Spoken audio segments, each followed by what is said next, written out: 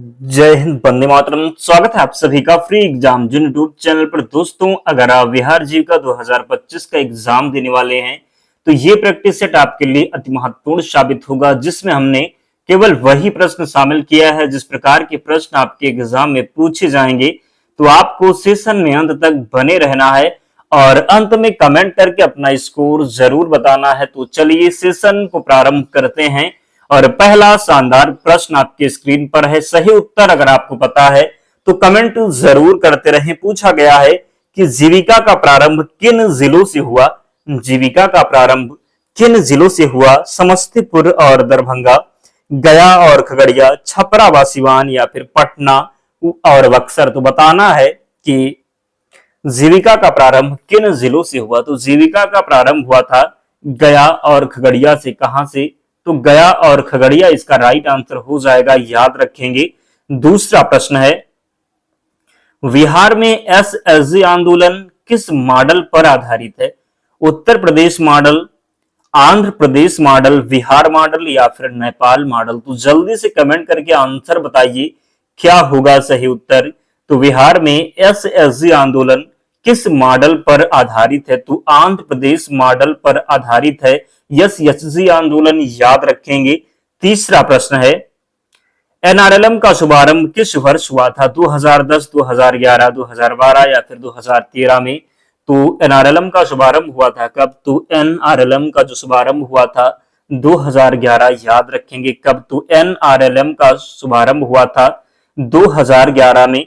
चौथा प्रश्न है, जीविका में उद्यमी योजना किससे जुड़ी है?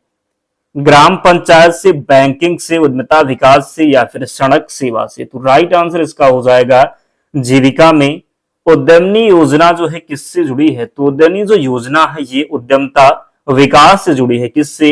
तो उद्यमता विकास से, याद रखना है, गलती नहीं करना है। अगला है, जीविका का टैगलाइन क्या है? गरीबी मुक्त बिहार, गरीब किसान, शिक्षा या फिर इनमें से कोई नहीं। तो जीविका का टैगलाइन क्या है? पूछा गया है कि जीविका का टैगलाइन क्या है। तो जीविका का टैगलाइन है गरीबी मुक्त बिहार। क्या होगा? तो जीविका का टैगलाइन है गरीबी मुक्त बिहार। आप में से बहुत से ऐसे दोस्त हैं जिन्होंने अब तक वीडियो को लाइक नहीं किया है। निवेदन है आप सभी से, जल्दी से वीडियो को लाइक कर दीजिए और चैनल को सब्सक्राइब करना है। विश्वास रखिएगा, अगर आप डेली हमारे साथ जुड़ते हैं, सभी प्रश्नों को याद करते हैं, तो निश्चित ही आप एग्जाम में सफल होने वाले हैं, क्योंकि प्रश्न इसी में से पूछा जाएगा। जितना प्रैक्टिस सेट हम करवा रहे हैं उनको पूरे ध्यान से आपको देखना है, सभी प्रश्नों को याद करना है और जब प्रश्न आपके एग्जाम में मिलेगा तो आप निश्चित ही सही करके आएंगे। इसलिए पूरा कंसंट्रेशन अंत तक बना के रखना है। अगला प्रश्न है, एसएचजी की आय का मुख्य स्रोत क्या है? बचत और ऋण, बैंक, ग्राम पंचायत, सरकारी सहायता।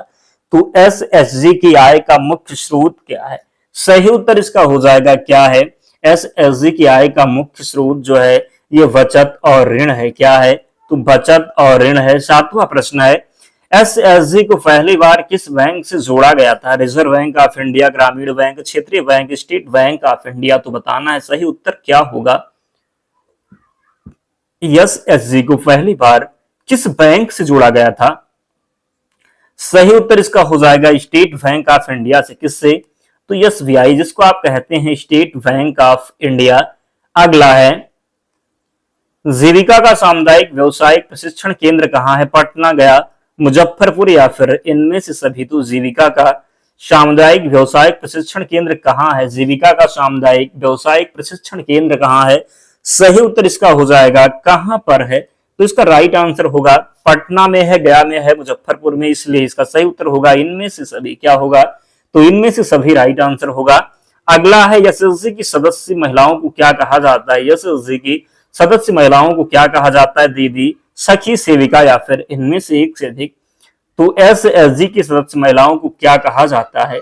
तो सही उत्तर इसका हो जाएगा दीदी, सखी या फिर सेविका। तो एसएचजी की सदस्य महिला को क्या कहा जाता है? तो दीदी कहते हैं। क्या कहते हैं? तो दीदी कहते हैं, याद रखेंगे। 10 नंबर प्रश्न है, जीविका का सबसे बड़ा लाभ किससे मिलता है? सरकारी कर्मियों को, ग्रामीण गरीब महिलाओं को, किसानों को या फिर इनमें से एक से अधिक। तो जीविका का सबसे बड़ा लाभ किससे मिलता है? तो सही उत्तर होगा ग्रामीण गरीब महिलाओं को जीविका का सबसे बड़ा लाभ किससे मिलता है? तो ग्रामीण गरीब महिलाएं इसका राइट आंसर होगा, याद रखना है। अगला प्रश्न है,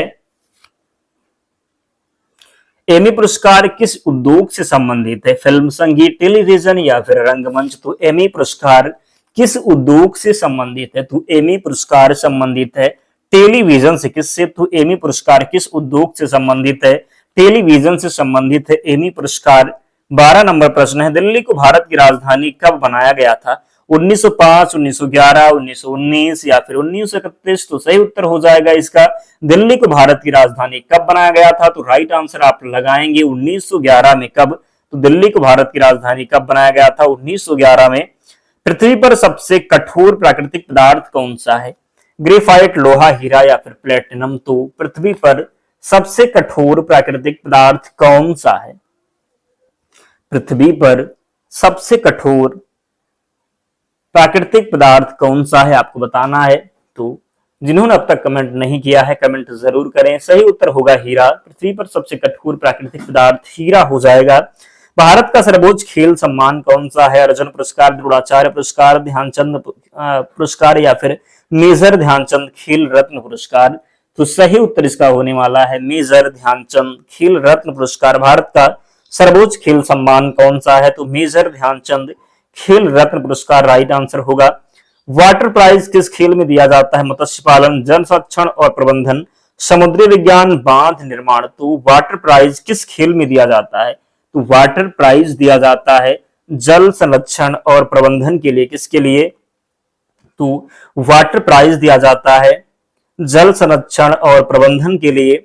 भारतीय राष्ट्रीय कांग्रेस के पहले मुस्लिम अध्यक्ष कौन थे? मौलाना अबुल कलाम आजाद, बदरुद्दीन तैयब जी, मोहम्मद अली जिन्ना, सैयद अहमद खान? तो बताना है कि भारतीय राष्ट्रीय कांग्रेस के पहले मुस्लिम अध्यक्ष कौन थे? सही उत्तर होगा बदरुद्दीन तैयब जी। भारतीय राष्ट्रीय कांग्रेस के पहले मुस्लिम अध्यक्ष थे बदरुद्दीन तैयब जी। अंतरराष्ट्रीय अक्षय ऊर्जा एजेंसी का मुख्यालय कहाँ स्थित है? बर्लिन, जर्मनी, अबू धाबी, संयुक्त अरब अमीरात, टोक्यो जापान या फिर वियना ऑस्ट्रिया? तो बताना है कि अंतरराष्ट्रीय अक्षय ऊर्जा एजेंसी का मुख्यालय कहाँ स्थित है? तो सही उत्तर इसका हो जाएगा कहाँ पर स्थित है? तो अबू धाबी, संयुक्त अरब अमीरात में, याद रखेंगे। 18 नंबर प्रश्न है, किस टेनिस खिलाड़ी को किंग ऑफ क्ले कहा जाता है? किस टेनिस खिलाड़ी को किंग ऑफ क्ले कहा जाता है? रोजर फेडरर, नोवाक जोकोविच, राफेल नडाल या फिर एंडी मरी? तो किस टेनिस खिलाड़ी को किंग ऑफ क्ले कहा जाता है? तो किंग ऑफ क्ले कहा जाता है राफेल नडाल को। किसे? तो किंग ऑफ क्ले कहा जाता है राफेल नडाल को। अगला है, विश्व प्रेस स्वतंत्रता पुरस्कार किस संगठन द्वारा दिया जाता है? संयुक्त राष्ट्र, UNESCO, reporter without border, committee to protect journalist? तो बताना है कि विश्व प्रेस स्वतंत्रता पुरस्कार किस संगठन द्वारा दिया जाता है? तो विश्व प्रेस स्वतंत्रता पुरस्कार किस संगठन द्वारा दिया जाता है? याद रखेंगे किस संगठन के द्वारा? तो सही उत्तर इसका होगा यूनेस्को के द्वारा। किसके द्वारा? तो यूनेस्को इसका राइट आंसर होगा। अगला है, बारदोली सत्याग्रह का नेतृत्व किसने किया था? महात्मा गांधी, सरदार वल्लभ भाई पटेल, मोरारजी देसाई, जवाहरलाल नेहरू? तो बारदोली सत्याग्रह का नेतृत्व किसने किया था? तो बारदोली सत्याग्रह का नेतृत्व किया था सरदार वल्लभ भाई पटेल ने। किसने? तो सरदार वल्लभ भाई पटेल। अगला है, बारिश की बूंद का गोलाकार आकार किस घटना के कारण होता है? गुरुत्वाकर्षण, श्यानता, पृष्ठ तनाव, वायु प्रतिरोध? तो बारिश की बूंद का गोलाकार आकार किस घटना के कारण होता है? गुरुत्वाकर्षण, श्यानता या फिर पृष्ठ तनाव, वायु प्रतिरोध? तो बारिश की बूंद का गोलाकार किस घटना के कारण होता है? सही उत्तर इसका हो जाएगा, क्या होगा? तो राइट आंसर याद रखेंगे पृष्ठ तनाव के कारण। किसके कारण? तो बारिश की बूंद का गोलाकार आकार किस घटना के कारण होता है? तो पृष्ठ तनाव के कारण। अगला है, वह कौन सा आउटपुट डिवाइस है जो कंप्यूटर के साउंड कार्ड से सिग्नल को ऑडियो में बदल देता है? क्या होगा? वह कौन सा आउटपुट डिवाइस है जो कंप्यूटर के साउंड कार्ड से सिग्नल को ऑडियो में बदल देता है? Speaker, plotter, graphic card, monitor? तो बताना है कि राइट आंसर क्या होने वाला है। कौन सा आउटपुट डिवाइस है जो कंप्यूटर के साउंड कार्ड से सिग्नल को ऑडियो में बदल देता है? तो सही उत्तर होगा स्पीकर। क्या होगा? तो स्पीकर राइट आंसर होगा।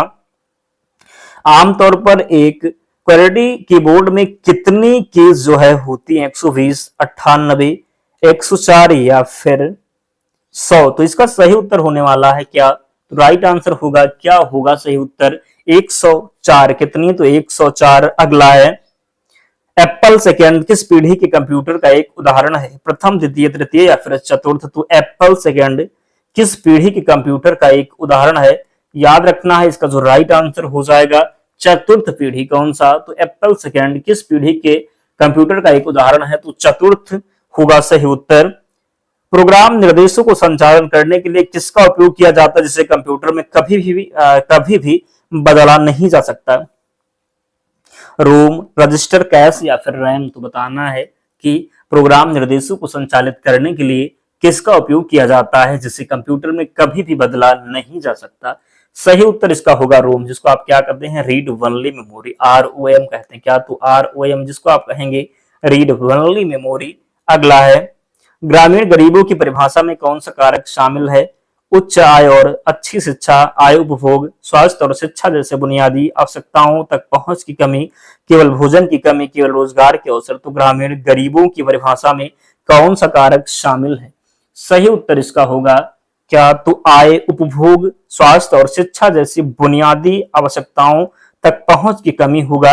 अगला है, सब्जी और फल किस प्रकार की फार्म आधारित आजीविका का हिस्सा है, कृषि, पशुधन, बागवानी, वानिकी। तो सब्जी और फल किस प्रकार की फार्म आधारित आजीविका का हिस्सा है, सही उत्तर इसका हो जाएगा बागवानी। क्या होगा, तो सब्जी और फल किस प्रकार की फार्म आधारित आजीविका का हिस्सा है, तो बागवानी राइट आंसर होगा।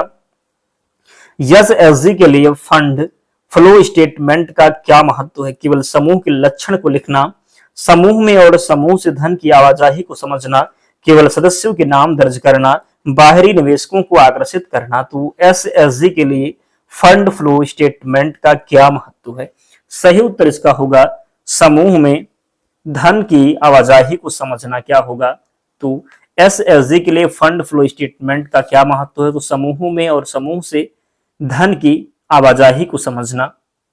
राष्ट्रीय सामाजिक सहायता कार्यक्रम के तहत पेंशन और अन्य लाभों के लिए कौन सी पहचान संख्या अनिवार्य है, केवल वोटर आईडी, आधार संख्या, केवल पैन कार्ड, केवल कोई पहचान संख्या नहीं। तो राष्ट्रीय सामाजिक सहायता कार्यक्रम के तहत पेंशन और अन्य लाभों के लिए कौन सी पहचान संख्या अनिवार्य है, तो सही उत्तर इसका होगा आधार संख्या। क्या होगा, तो आधार संख्या। बिहार की किस योजना का उद्देश्य गंगा नदी के किनारे वृक्षारोपण को बढ़ावा देना है, जल जीवन हरियाली अभियान, गंगा किनारे वृक्षारोपण योजना, मुख्यमंत्री पौधशाला योजना, हरित क्रांति योजना। तो सही उत्तर होगा गंगा किनारे वृक्षारोपण योजना। क्या होगा, तो बिहार की किस योजना का उद्देश्य गंगा नदी के किनारे वृक्षारोपण को बढ़ावा देना, तो गंगा किनारे वृक्षारोपण योजना इसका राइट आंसर होगा। सौर ऊर्जा पर चलने वाले दुनिया का पहला हवाई अड्डा कौन सा है, इंदिरा गांधी अंतरराष्ट्रीय हवाई अड्डा, कोचिन अंतरराष्ट्रीय हवाई अड्डा, दुबई अंतरराष्ट्रीय हवाई अड्डा या फिर इनमें से कोई नहीं। तो सौर ऊर्जा पर चलने वाला दुनिया का पहला हवाई अड्डा हो जाएगा कोचिन अंतरराष्ट्रीय हवाई अड्डा। क्या होगा, तो सौर ऊर्जा पर चलने वाला दुनिया का पहला हवाई अड्डा कौन सा है, तो कोचिन अंतरराष्ट्रीय हवाई अड्डा इसका राइट आंसर होगा। दोस्तों आज 31 प्रश्न थे, ये वही प्रश्न है जो बार बार एग्जाम में पूछे जाते हैं। तो कमेंट करके बताइए कि 31 प्रश्नों में आपका स्कोर क्या रहा, 31 प्रश्नों में आप कितने प्रश्न सही कर पाए, जरूर कमेंट करके बताएं। और इसकी पीडीएफ के लिए टेलीग्राम चैनल से जुड़ जाना, लिंक डिस्क्रिप्शन बॉक्स में है, या फिर आप टेलीग्राम पर जाएंगे, सर्च करेंगे फ्री एग्जाम जोन, आपको चैनल मिल जाएगा, ज्वाइन हो जाना, वहां पर आपको सारी पीडीएफ मिल जाएगी। तो मिलते हैं नेक्स्ट वीडियो में, तब तक पढ़ते रहिए, ध्यान रखिए अपना, स्वस्थ और सुरक्षित रहिए। जय हिंद।